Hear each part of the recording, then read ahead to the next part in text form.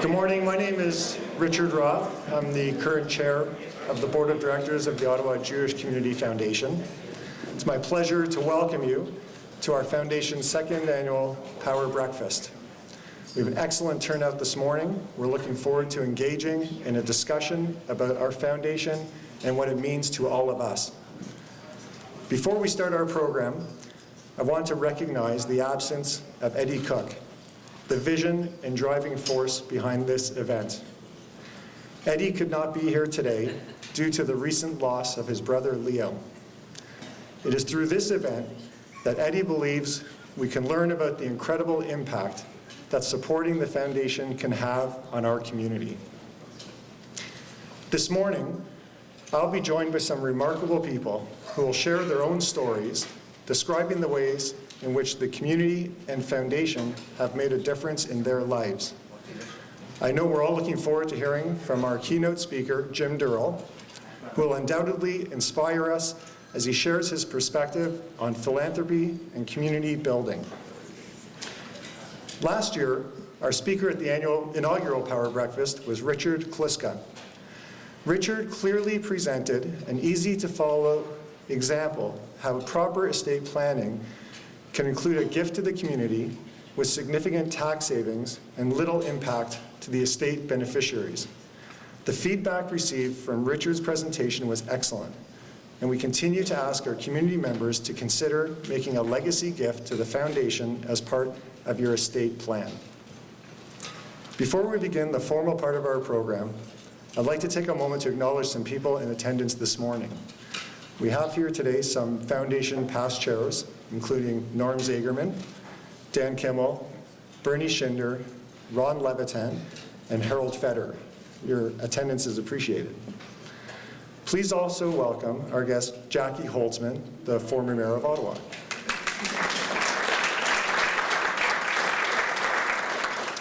Finally, please welcome our sponsor for today's event, HSBC Canada, led by Michelle Toledano. I'd like to extend our thanks to HSBC for their generous support of our event.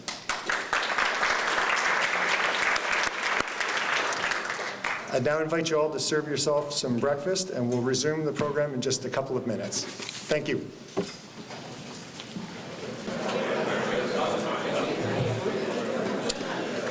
Can I have your attention, please? We're going to start the program. I hope you've had a chance to serve yourself, and feel free to continue having your breakfast while we continue. Our first speaker today, Chelsea Sauvé, is this year's recipient of the G.J. Cooper Scholarship Award. This award is granted annually to support a member of the Ottawa Jewish community who is between the age 18 and 30 and has displayed leadership qualities, academic excellence, and a connection to the Jewish community. This scholarship was made possible through the estate of George Cooper, who passed away in 2004 at the age of 83. He was born and raised in Ottawa and was a long-standing member of Beth Shalom Synagogue. George was devoted to our community and saw the importance of leaving a legacy gift to benefit the next generation of Jewish community leaders. Chelsea Sauvé clearly met Mr. Cooper's vision of a community member taking a leadership role. Chelsea has always found time to remain connected to the Jewish community, most notably through her work on campus with Hillel Ottawa. She has participated in the social action trip to Israel, assisted as a substitute teacher at the Ganan preschool, and has interned for a member of parliament. This year's award of $13,000 will help Chelsea pursue a master's degree at the Norman Paterson School of International Affairs at Carleton University. It is now my pleasure to invite Chelsea to the podium to share her personal story and connection to our foundation and the community. Chelsea?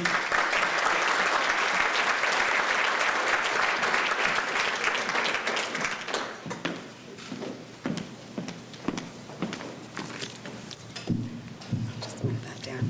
Good morning. A society grows when old men plant trees whose shade they know they shall never sit in.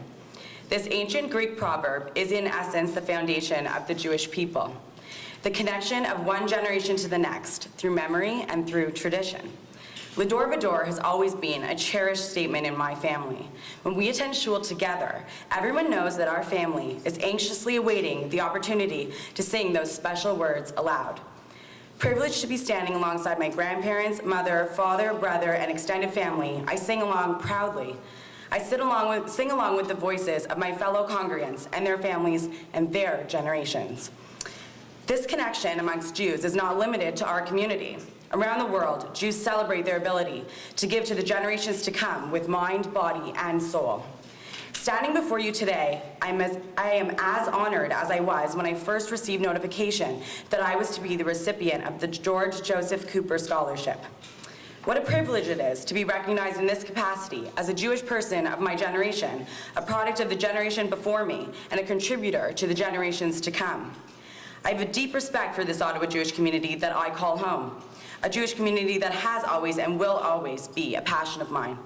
I am truly at my best when facilitating and participating in community life. This passion of mine is the product of the many wonderful influences that have impacted me throughout my life. From my family to my fellow community members to teachers to friends, they are at the heart of my pursuits. I'm thankful for this wonderful community, for empowering myself and for other young leaders to take charge of our community and foster an environment in which we and our future children can thrive. It is within this community that I have felt truly at home and have established long-lasting friendships and a true sense of Jewish identity. Thank you to the past leaders of our community for providing an impressive foundation to build upon and for imparting to me and the tools required to become a true leader and the opportunity to develop and contribute my opinions on community matters. Thank you to the Ottawa Jewish Community Foundation, Richard Roth and your leadership team for the volunteerism that you display, to Jeff Bradshaw, Jared Isaacson, Ronnie Podolsky, and your teams for the time and commitment that you put into our Jewish home. I can assure you that I will continue to commit myself to volunteerism, both within and beyond our community. It is with honors such as these that our community encourages young people to continue to realize their potential. To acknowledge young people is to facilitate current leadership and assure future leadership. I thank you for recognizing the importance of this. Finally, thank you to Mr. Cooper for believing in the generations to come and the power that young people have to make a true difference. Thank you.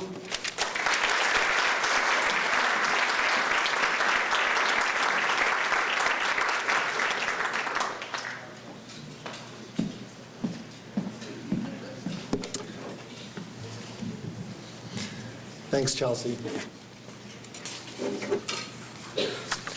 Since its inception, almost 40 years ago, the Foundation has maintained the belief that the future of our community must be protected, starting with our collective support today, in the here and now.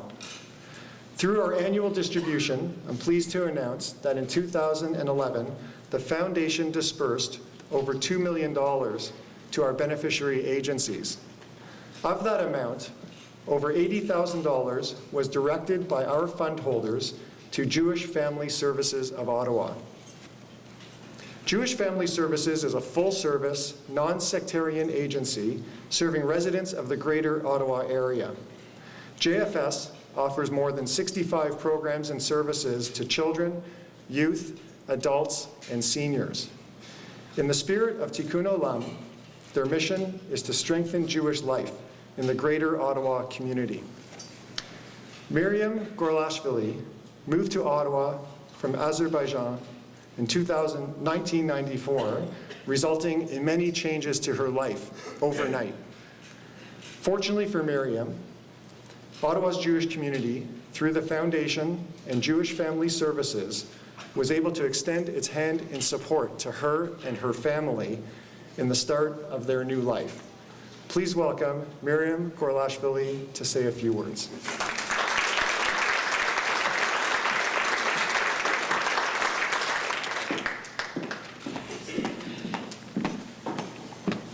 Good morning, everyone.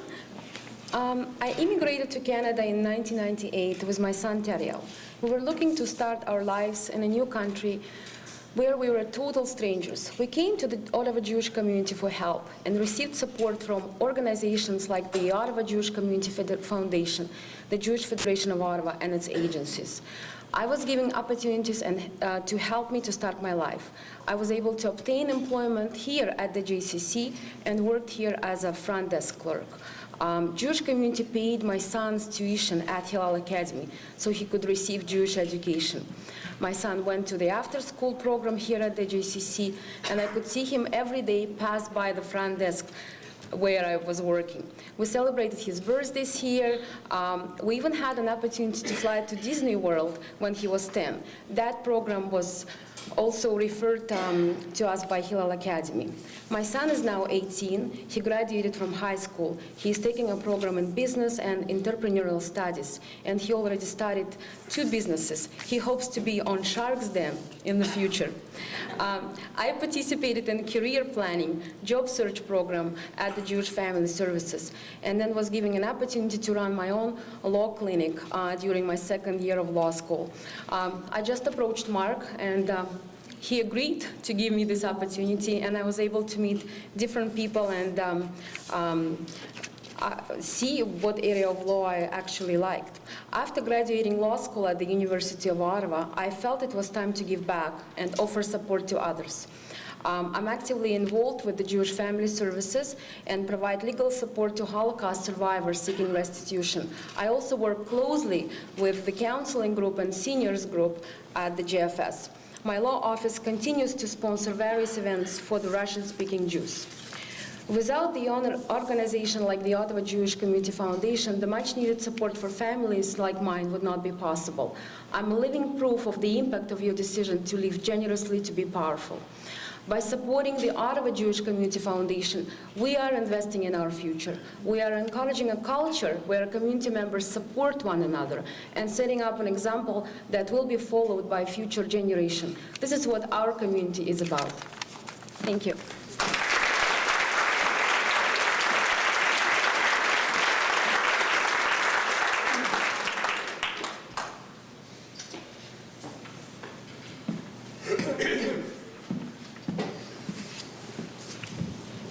Thank you, Miriam. It is now my pleasure to introduce today's keynote speaker, Mr. Jim Durrell. A former mayor of Ottawa from 1985 to 1991, and a lifelong community volunteer and activist, Jim has been at the forefront of volunteerism and philanthropy in our community. Born and raised in Montreal, he quickly made his mark in our city as a business leader and politician. Jim's commitment to Ottawa over many years has been clear. Along with his political service, Jim is equally known for his activities as a community builder and volunteer. These activities include chairing the Red Shield Appeal for the Salvation Army and serving on their advisory board for their capital campaigns. Jim has worked extensively for the Ottawa Hospital Foundation, and in 2010, was named Volunteer of the Year. He has served on the Cabinet of the United Way since 2005. A Legion of Honor member of the Kiwanis Club of Ottawa, Jim has also served for 3 years as a key member of the City of Ottawa Task Force for Ending Chronic Homelessness. In 1990, Jim proudly received the Order of Merit from B'nai B'rith of Canada. Jim was recognized for his contributions to youth and building a better community. Jim was instrumental in bringing the NHL to Ottawa and served as the Ottawa Senators' first president. He was also president of the CFL's Ottawa Rough Riders. Since leaving public office, Jim has stayed very active in the private sector and is owner and president of Capital Dodge Chrysler Jeep Fiat. In 2011, Jim received the first Lifetime Achievement Award given by the Ottawa Chamber of Commerce. This award reflected Jim's commitment to our city, be it related to healthcare, recreation and sport, culture, or education. Jim has received numerous awards for his efforts to increase tourism in the Ottawa area. In 2012, Jim was awarded the Queen's Diamond Jubilee Medal for helping build better communities. Jim Durrell is happily married to Sam, who has joined us here today, has 2 grown children and 2 grandchildren. Clearly, Jim's interests range far and wide.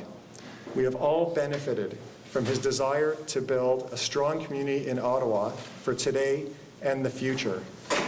Please help me give the warmest of welcomes to our keynote speaker for today's Power Breakfast, Mr. Jim Durrell.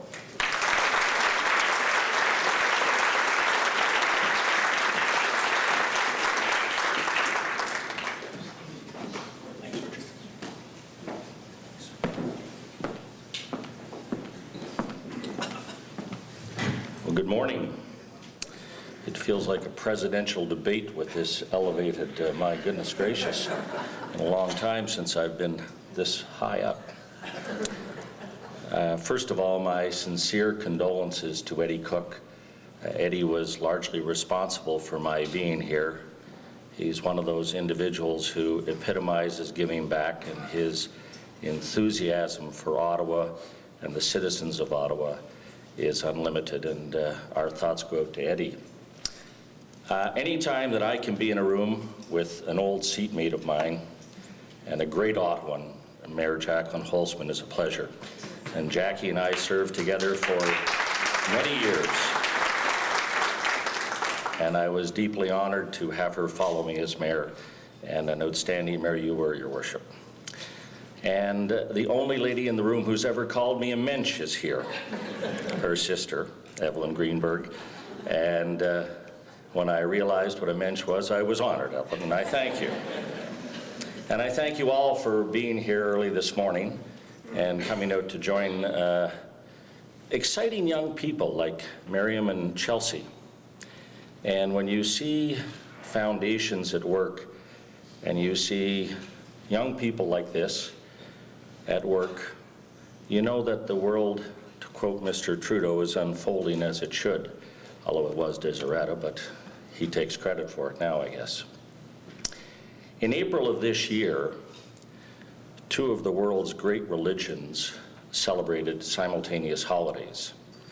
As it happened, Easter and Passover were celebrated on the same weekend, representing probably two, I think, of the greatest religions in the world, Christianity and Judaism. And both those holidays celebrated miracles, indeed multiple miracles. And they both celebrated a progression from despair to joy. But when you looked at the central message of Passover, and you look at the central message of Easter, there are a lot of similarities. Number one, the central messages, I think, of both are to treat others as we wish to be treated. Secondly, we are indeed our brothers and sisters' keeper. And third, it is not the spoken word, but rather the deed that we'll be judged by. And fourth, charity is not something we do to feel good, but rather it's a divine commandment. We in our lives all make moral choices, and those choices over our lifetime determine our eternal legacy. Legacies for some people are built in one dramatic action. If you were Paul Henderson, it would be scoring the goal against Russia in '72. For others, it's acts of heroism on the battlefield. But for the vast majority of us, our eternal legacy, quite simply, is built one day at a time, one action at a time. In 1979, Donald Creighton, a very famous historian, was asked his opinion on Canada just shortly before he died. He said, well, Canada's a nice place to live, but that's all it is right now, just a nice place to live. 33 years later, I think if Mr. Creighton was alive today, he would comment differently. And when I think of the Canada that I grew up in, I was born in 1946, right after the war, when Dad came home from serving in the Navy. And I think of how exciting Canada must have been for a young father. I think of the growth, I think of the unparalleled opportunities. When I graduated from university in '68, I went to 7 interviews and had 7 job offers. Now, I'd love to think it was the caliber of the candidate, but quite frankly, that's what the era was. It was a time of enormous growth, but it was also a time when government played a huge role in our lives. Foundations were only the privilege enjoyed by a few very wealthy people. Our hospitals were fully funded by governments. Most social service agencies were fully funded by governments. And it's the way we evolved. And we evolved that way through the 70s and the 80s. And I think a lot of that had to do with Creighton's comment. But today, the Canada that I know and the communities I know are a reflection of the sum of the people who live in them. Nothing more and nothing less. And when I look at the work that the Jewish Community Foundation has done, and I look at young Chelsea over here, and I look at Miriam, and I think of the enormous opportunities just in those two examples. When I look at the work that I see Sandy Goldberg, Sandy and I had the privilege of working together for many years in the Ottawa Hospital Foundation. And I see the enormous work that that foundation has done. We wouldn't have an Ottawa hospital today if it wasn't for foundations. If you took United Way out of the social fabric of our city, it would collapse. Think of all of the things your own personal foundation has done. And I could go on and on and on. But there has been a very marked and sharp evolution from full government support now to you and I stepping up to do things. The very front page of the Jewish Community Foundation folder, the Talmud. As my father planted for me before I was born, so will I too plant for those who will come and follow me. It may not be verbatim, but it's close to the message. In giving this talk, I went back, and Google's a wonderful thing. But I was examining the statements of the very famous elder Rabbi Hillel, who of course we have the facility named after. And I thought his three main comments were most poignant and certainly fit into my address of get into life, building a better community. And of course the rabbi in his very first comment said, if I am not for myself, who will be for me? Good question. The bottom line is in life, we're all responsible for our own well-being. But I think he, and it was so long ago, and he must have been such an unbelievably wise man, was thinking even back then of how, yes, we're in charge of our own lives, but recognizing, much as one of the central messages in Easter and Passover, that we are our brother's keeper. We are our sister's keeper. And that there are many, many people in this world and in our own community who, through no fault of their own, could not survive without the largesse or the help or the volunteerism or the commitment of many people like you here in this room today. And I think that's what the rabbi spoke to, being proactive in life, recognizing that we here in this room are blessed. When I think of long after I have left this earth where young Chelsea will be, it'll be remarkable. You could be looking at a future Prime Minister of Canada here. You know, and when I look to that, that's our role, to help those who can't help themselves. Rabbi's second statement was, if I am only for me, then who am I? Equally powerful and thought-provoking. I think of Mother Teresa, and when one considers people who have had a profound effect in the evolution of human life, this would be an individual who would constantly, I believe, rise to the top three. And she said, many people, most people in life never have a chance to do great things. But everybody in life has a chance to do small things with great love.